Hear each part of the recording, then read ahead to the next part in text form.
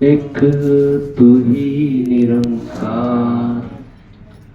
सदगुरु बाबा हरदेव सिंह जी महाराज द्वारा रचित पावन पवित्र संपूर्ण हृदयवाणी की पृष्ठ संख्या 91 और श्लोक संख्या 211 से रहमतें प्राप्त करेंगे।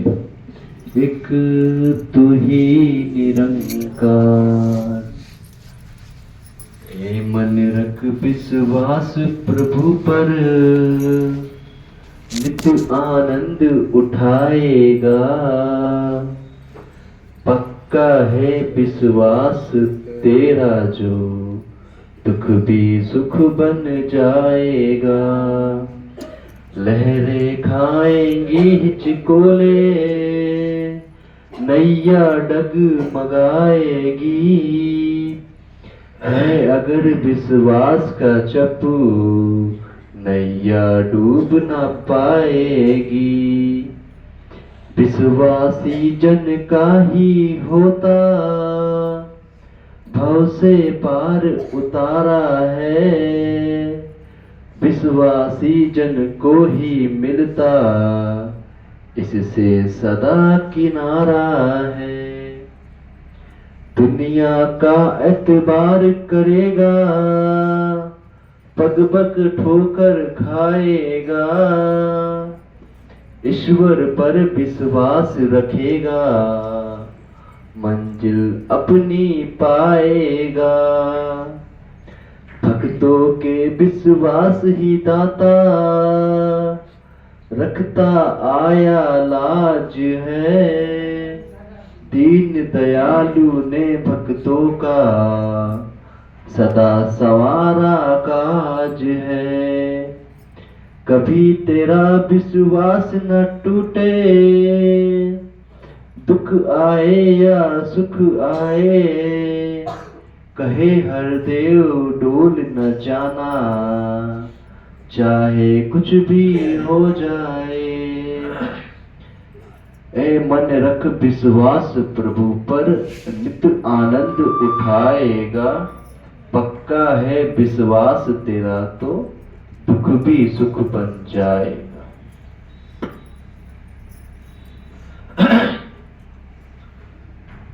बंदौ गुरुपद कंस, कृपा सिंधु नर रूप हरि।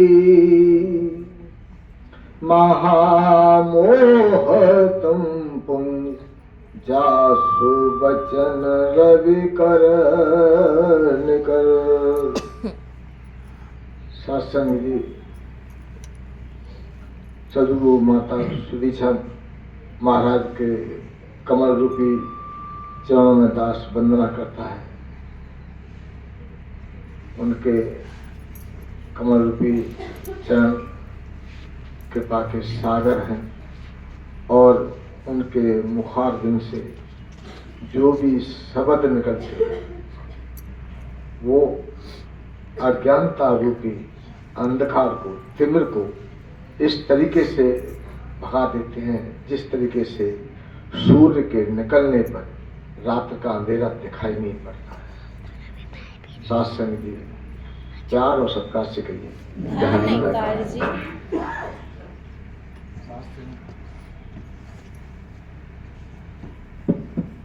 सत्संग जी यहाँ सभी महात्मा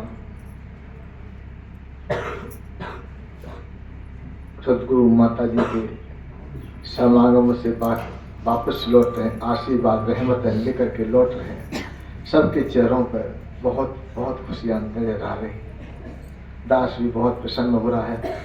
दास भी गया था, माता जी की ही कृपा से जब पहुंचा था, वरना दास की कोई हिम्मत नहीं थी, क्योंकि दास के पैरों में तकलीफ, सही से भी अस्वस्थ, लेकिन मन में जो लगन लगी थी, मन में जो हमारे भाव थे कि हमको गुरु के दर्शन करने हैं।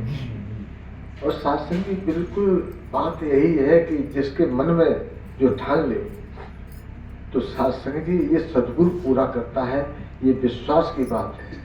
बिना जब तक, क्योंकि सारे खेल जो है इस मन के हैं। आप इस सत्संग में आए हैं तो आप शरीर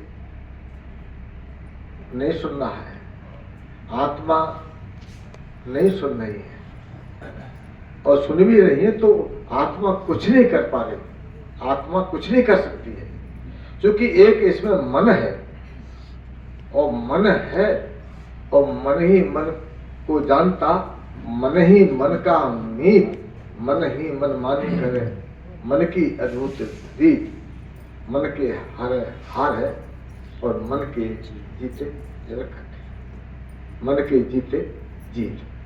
साथ संग जी, सारा खेल जो है मन का है। मन जिसको बहुत से कहते हैं कि मन बहुत खराब है, मन ठीक नहीं है। दास ने जो सीखा और जो देखा, मन पर कंट्रोल करना, जो मन मतंग माने नहीं, चले सूरत के साथ, दीन महावत क्या करे जब अंकुश नहीं है हाथ। सासंगी, सारा खेल जो मन का है, और मन पर कंट्रोल, क्योंकि मन जो है मतंग है, मतंग कहते हैं हाथी को, मन मतंग माने नहीं, चले सूरत के साथ, दीन महावत क्या करे। और महावत कौन है? महावत है सदगुरु। और जब सदगुरु पर मुझे विश्वास आ गया तो मन कुछ नहीं कर सकता। मन पीछे सदगुरु के पास सारे कार्यरास, सारे कार्यरास। लेकिन इंसान जो है इस मन को ही कहता है कि मन ऐसा है, मन ऐसा। मन बहुत ही अच्छा है, मन आत्मा के अधीन हो जाता है तो सत्संग जी बस उसका बारा न्यारा होता है, चारों तरफ उसका नाम होता है, और कहते वाह ये तो बहुत बिल्कुल ईश्वर का ही रूप है। और जैसे अभी यहाँ जितने भी संत महापुरुष बैठे हैं, ये सब ईश्वर का ही रूप है, साकार रूप है, ईश्वर का साकार रूप है। ये सदगुरु के सब नवाजे हुए बैठे हैं, एक से बढ़कर के एक विद्वान यहाँ विराजमान है। दास तो उनके चरणों में बैठने लायक भी नहीं है, लेकिन सत्संग जी आपने आदेश दिया है, आपने हुक्म दिया है, और आप ही सुनने वाले हैं, आप ही सुनाने वाले भी हैं। तो सत्संग जी दास सत्संगत के चरणों में अरदास करता है कि आप ऐसा बल बख्शो जो दास के मुखारबिंद से जो भी शब्द निकले वो सद्गुरु के वचन हो, और जो भी वचन निकले वो सद्गुरु के वचन हो, साथ संगत को अच्छे लगे और सद्गुरु पर अटूट विश्वास हो। बोलिए सद्गुरु माता सुदीक्षा सविंदर हरदेव जी महाराज की जय। सत्संग जी लगभग 1.5 घंटे से एक ही बात, दूसरी बात नहीं, एक ही बात पर चर्चा हो रही है कि सद्गुरु पर विश्वास आ जाए तो हम इस परम पिता परमात्मा के नजदीक पहुंच जाए। नजदीक क्या पहुंचना है, नजदीक तो हम हैं ही, लेकिन अज्ञानता के कारण उसको जान नहीं रहे, और अज्ञानता का पर्दा तो शास्त्र में सिर्फ और सिर्फ सदगुरु ही हटाने वाला है, वरना हटता नहीं है। नियर है सूजत नहीं, देखे देखे ऐसी जिंद, तुलसी कहे संसार को भयो मोतिया। तो संत सुमत तुलसीदास जी ने बहुत ही सुंदर ढंग से समझाने का प्रयास किया है कि नियर है, नियर कहते पास में है, बिल्कुल तेरे सामने खड़ा हुआ है, लेकिन तू देख नहीं पा रहा है। कारण क्या है? कारण है सिर्फ और सिर्फ अज्ञानता का। जब ज्ञान के चक्षु मिल जाते हैं तब मालूम पड़ता कि वाह हम बड़े भूल में थे, जो सामने खड़ा है। हम तो पहले मंदिर में ढूंढ रहे थे, मस्जिद में ढूंढ रहे थे, मैंने कहा था न मंदिर में मिलेगा, न काशी में मिलेगा, न काबे में मिलेगा। ये नूर इलाही, ये नूर इलाही हर शख्स के सीने में मिलेगा, हर शख्स के सीने में मिलेगा। हर जगह हाजिर भी है, वो नाजिर भी है। केवल केवल दिखाने वाला चाहिए। गीता में लिखा है, तद्विद प्रतिपातेन प्रप्रश्नेन सेवया उपदेशंतम ते ज्ञानम ज्ञानम तत्वदर्शनम। शास्त्री की जो हाजिर है उसको क्या है, वो तो सामने है ही। अब कमी किसकी है? कमी सिर्फ और सिर्फ इसी है कि हमको सदगुरु की पहचान आ जाए। सदगुरु के नाम पर न जाने कितने कितने दुकानें खुली हुई हैं और वो जनता को भरमा रहे हैं, ऐसा नहीं, ऐसा है, ऐसा नहीं, ऐसा है। बिन देखे ये मन नहीं माने, बिन मन माने प्यार नहीं, प्यार बिना ना भक्ति हो गए, बिन भक्ति बेड़ा पार नहीं। गुरु दिखावे, गुरु मनावे, गुरु ही प्यार सिखाता है, बिन गुरु भक्ति पूर्ण हो गए, जो करता सो पछताता है। साथ संगी जी, दिखाने वाला कोई हो, मैं ना मानू गुरु की कहनी, जब तक न देखूं अपनी नैन, इन नैनों से मुझे नहीं दिखाई देगा कि बाकी में ये ईश्वर है। शास्त्र जी, तब मुझे विश्वास आता है। और शास्त्र जी, यहाँ आत्मज्ञान, आत्मा का हमको साकार रूप में मालूम पड़े कि आत्मा है क्या। आत्मा का ज्ञान होना ही आत्मज्ञान कहलाता है। इसे अंग्रेजी में सेल्फ रियलाइजेशन भी कहते हैं। और सत्संग जी, आत्म ज्ञान नहीं होता तो सत्संग जी इस संसार में वो ठोकरे खाता है, क्यों? ज्ञान नहीं है उसको।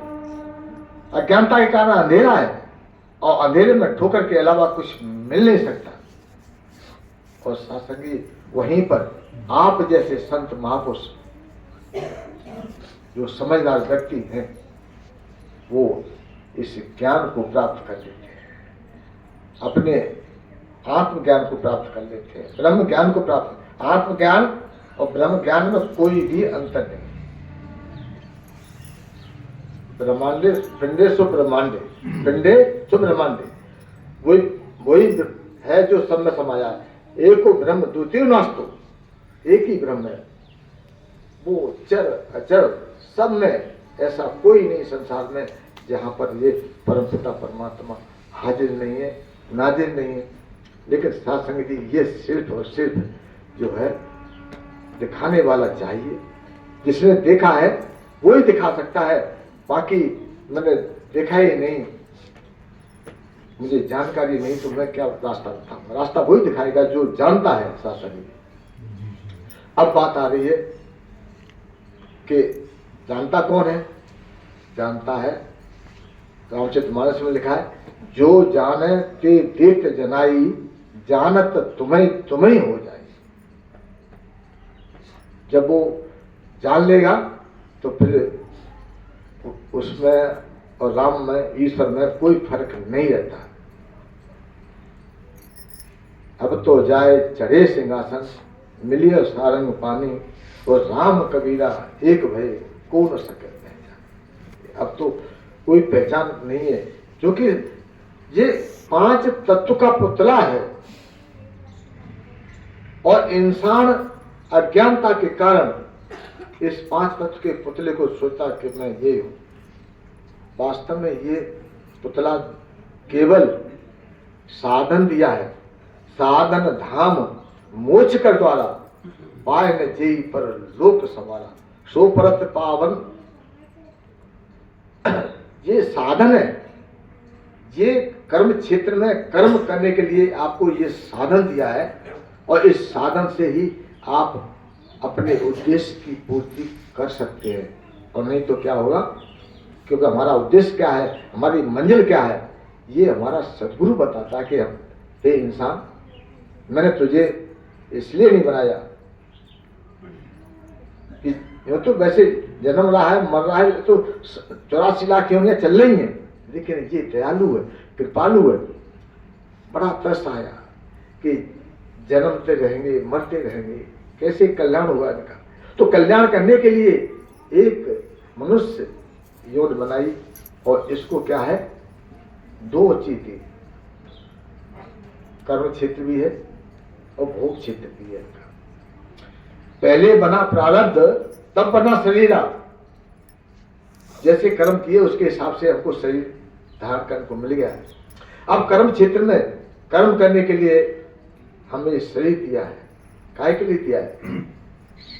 और जितनी भी 83,99,999 योनियां जो हैं, वो सत्संग जी वो केवल भोग योनियां हैं। वो जैसी उन्हें कर्म किए, जैसा उनको जन्म मिला है, वो वैसा ही अपना भोग रही हैं। लेकिन मनुष्य को ये सुविधा दे रखी है, इसको विवेक दिया है, क्या करना चाहिए क्या नहीं करना चाहिए। और ये कर्म क्षेत्र में सत्संग जी फिर भी ये भूलनहार बनाया है। भूलनहार भी परमपिता परमात्मा की कृपा से ही बना हुआ है। भूलनहार इसलिए भूलनहार है कि 84 लाख योनियों में कई जन्म बनकर के कीड़ा रिंग रिंग के चलता रहा। तन को तो सोचो हालत क्या थी, सांप और बिच्छू बनता रहा। शासन ये 84 लाख योनियों में न जाने कितने कितने शरीर धारण, कितने प्रकार के शरीर धारण किए। और अगर ये भूलनहार न होता तो शासन वैसे जैसे अब हम सोचते कि ऐसा था कि वैसा था ऐसा था, हम सोचते सोचते रह जाते हैं और समय निकल जाता है। ऐसे ही जिस काम के लिए ये काया मिली है, वो काया शासन की फिर मतलब इसकी भी एक सीमा होती है, एक अवध होती है। तो वो अवध जहाँ समाप्त हुई उसके बाद में ये खेल खत्म हो जाता है, फिर 84 लाख योनियों में चला जाता है। इसलिए सदगुरु बार बार आवाज दे रहा है, हर जगह संत समागम कर रहा है और सब जगह ये संगत करके ये आवाज दे रहा है कि इंसान तू इस संदेश को केवल अपने तक सीमित मत रख। इस संदेश को तू पूरे संसार में सभी जगह फैला। और सत्संग जी अगर तू सब जगह फैलाएगा, सब सुनेंगे कि वाकई में ये बात है और किसके लिए हमको जन्म मिला है, ये काया मिली है तो क्यों मिली है और किस लिए मिली है। तो शास्त्री जब इसकी जानकारी मिल जाती है तो शास्त्री फिर इंसान इस जन्म का सदुपयोग कर लेता है। वरना फिर तो वही कीड़े मकोड़ों की जैसी हालतें खाए, रात बिताई सोए के, दिन बिताए खाए और हीरा जैसा जन्म था कोड़ी भाव बिकाए। फिर हीरा जैसा जन्म दिया। परमपिता परमात्मा ने तो कृपा की, लेकिन मेरी बुद्धि ने जाकर के कहीं किसी संत महापुरुष के चरण शरण में नहीं गया तो जाकर के मैं फिर ठोकर ही खाऊंगा, फिर जाके 84 लाख योनियों में चक्कर ही काटता रहूंगा, चक्कर ही काटता रहूंगा। सत्संग जी लेकिन सदगुरु कितना दयालु है कि हमको ये रास्ता दिखा रहा है। और यहाँ पर संत समागम में सत्संग जी ये असीम की ओर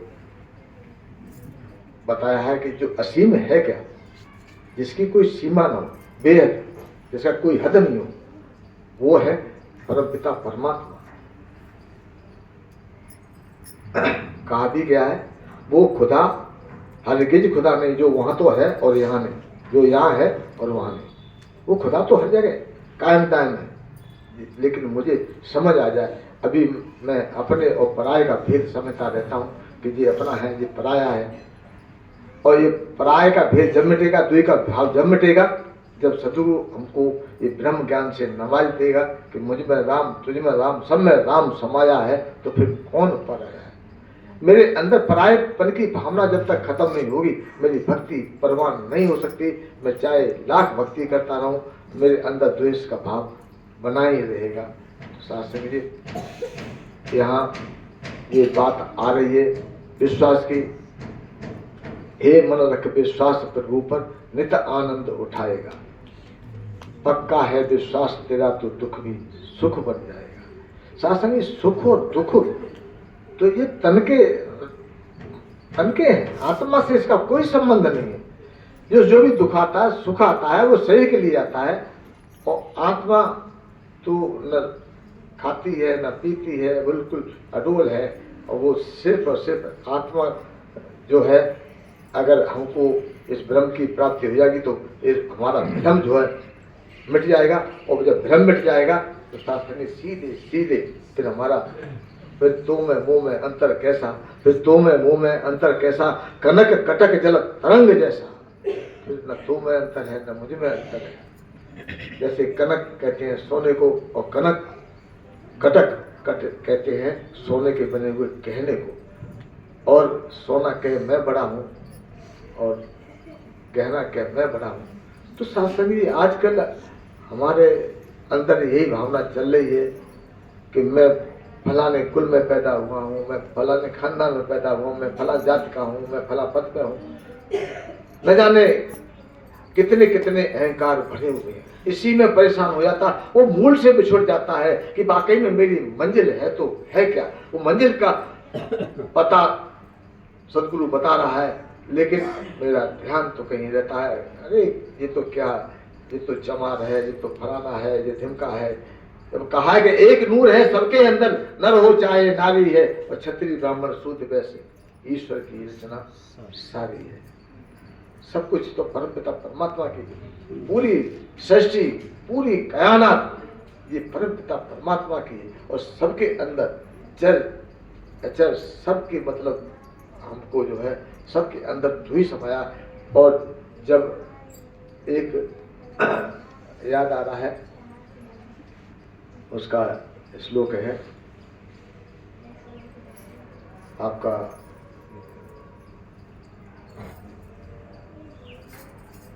नाम याद नहीं आ रहा है, मतलब जो है एक श्लोक बता देता हूँ, अभी ध्यान आ जाएगा।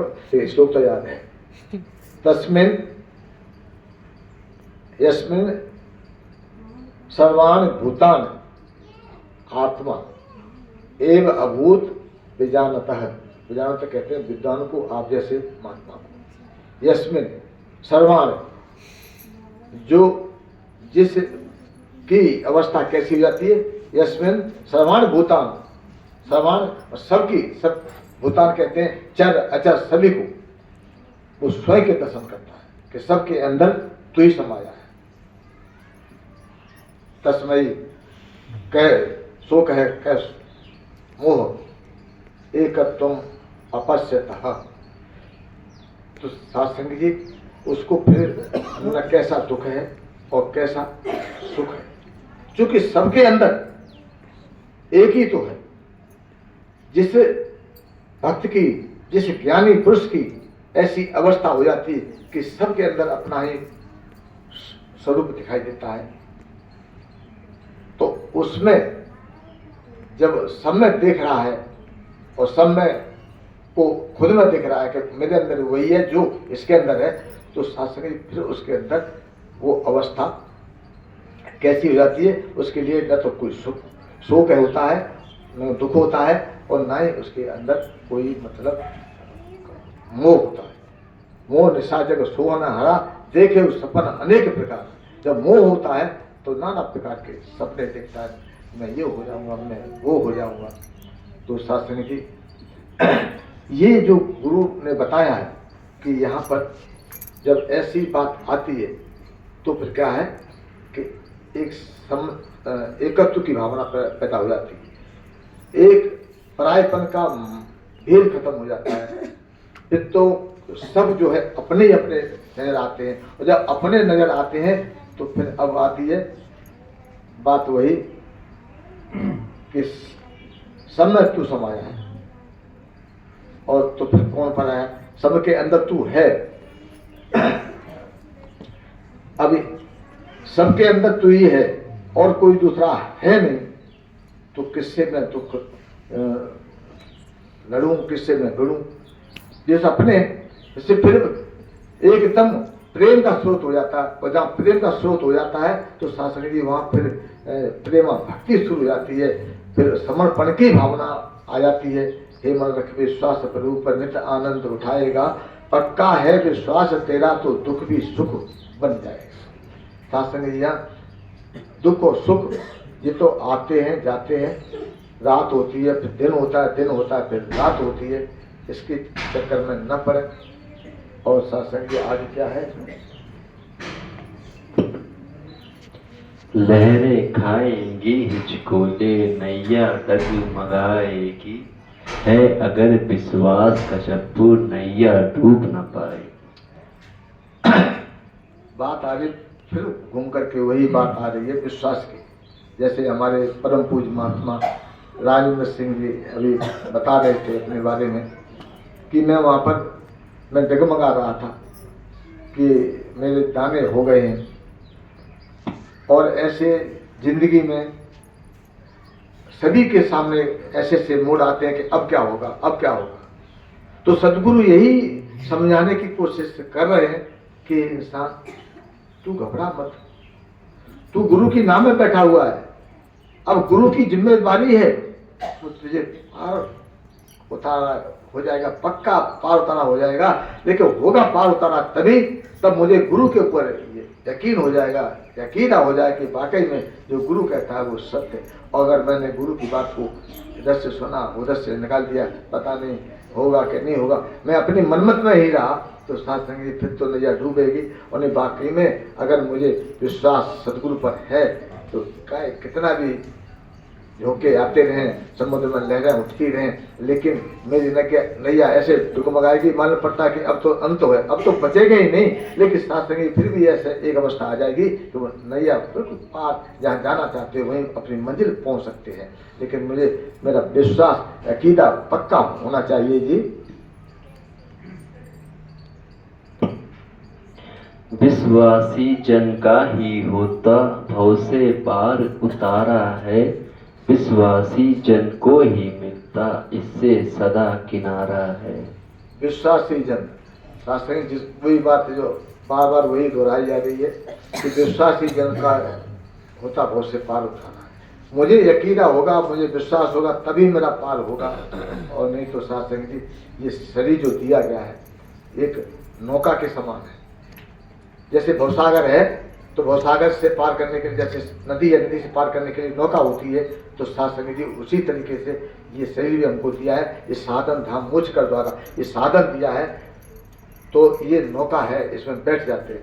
तो ये नौका है तो ये भवसागर से पार करने के लिए दिए, ये कर्म क्षेत्र में कर्म करने के लिए दिए। लेकिन यकीना हो जाए, विश्वास हो जाए कि बाकी में मेरा गुरु जो चाह रहा है, गुरु केवल पूरे संसार के उपकार के लिए आता है, लेकिन मेरा मन जो है दुलायमान होता है। इस मन को काबू में रखने के लिए गुरु का सहारा लेना पड़ता है और गुरु पर अकीदा करना पड़ता है जी। दुनिया का एतबार करेगा, पग पग ठोकर खाएगा, ईश्वर पर विश्वास रखेगा, मंजिल अपनी पाएगा। दुनिया पर एतबार करेगा, पग पग ठोकर खाएगा।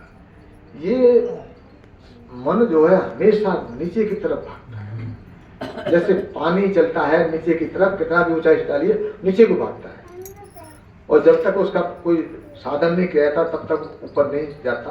तो ठीक उसी तरीके से ये संसार में, अरे कहाँ तुम जा रहे हो, वहाँ क्या है, समय बर्बाद करते हो और पैसा भी वहाँ खर्च करते हो, आपको क्या लाभ है, 3 देर में तो ये पैसा देखो, उसमें कर लो, ये कर लो।